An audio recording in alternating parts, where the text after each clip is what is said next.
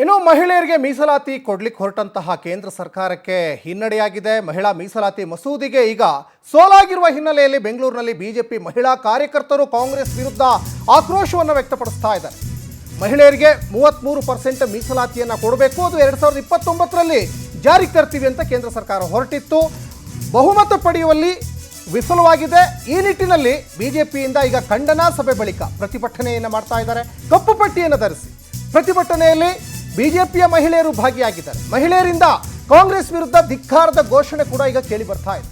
ಜೊತೆಗೆ ಸಂಸದ ತೇಜಸ್ವಿ ಸೂರ್ಯ ಪ್ರತಿಭಟನೆ ಸಂದರ್ಭದಲ್ಲಿ ಉಪಸ್ಥಿತಿ ಇದ್ರು. ಇನ್ನು ಶಾಸಕ ಸಿ.ಕೆ. ರಾಮಮೂರ್ತಿ ಸೇರಿದಂತೆ ಹಲವು ನಾಯಕರು ಕೂಡ ಭಾಗಿಯಾಗಿದ್ರು.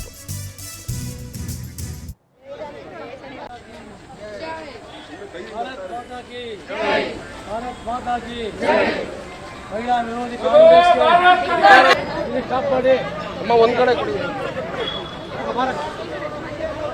ಈಗ ಇಷ್ಟಲ್ಲೇ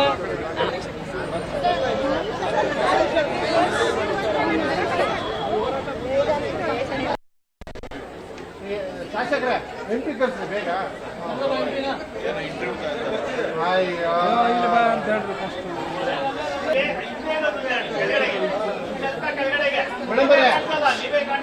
ಸೈಡ್ ಮಾತ್ರ ಇಟ್ಕೊಳ್ಳಿ, ಸೈಡಲ್ಲಿ ಇಟ್ಕೊಳ್ಳಿ, ಸೈಡಲ್ಲಿ ಇಟ್ಕೊಳ್ಳಿ.